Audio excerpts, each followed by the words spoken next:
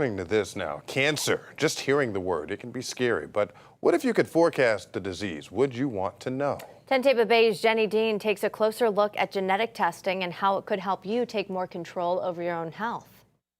Number one goal of genetic testing is to help us prevent a cancer if we can. That's obviously what we would want to do. But in the event that we can't prevent it, we would then want to find it very early when the treatment is most successful. At Moffitt Cancer Center, genetic testing is regularly used not only to help predict your risk, but to help target treatment of current patients. I think that we're on the verge of so many discoveries, and I think it's just exponential, the amount of information that we're learning with genetics and how we can utilize that to best provide services to our patients. Miriam Zims knows her risk all too well, having her first genetic test back in 2010 after being diagnosed with triple-negative breast cancer at just 43 years old. The results were that I had a BRCA1 variant. And that was just the beginning of her journey. Then I was a previvor for ovarian cancer by being proactive and having my ovaries and fallopian tubes removed. Then I got an unrelated primary bone cancer called chondrosarcoma. So all that happened in a 3-year time period. For Miriam, the chondrosarcoma could not be treated with chemo or radiation. Surgery was the only option. So it happened to be in my left pelvis, and so they removed the majority of my left pelvis. They removed my hip ball and femur. That led to a second, more expansive round of genetic testing in 2013. Miriam shares her story because she knows some people are skeptical of genetic testing,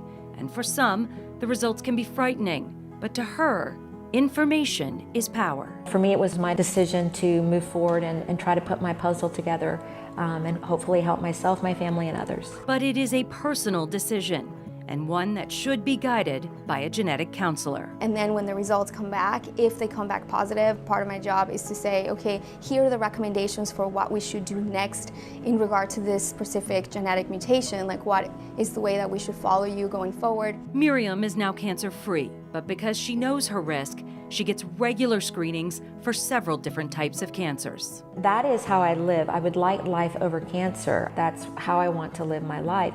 And that information gives me hope, continues to give me courage.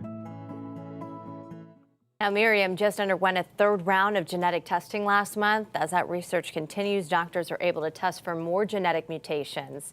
It is best to talk with your doctor and a genetics counselor before undergoing testing to truly understand your own risk.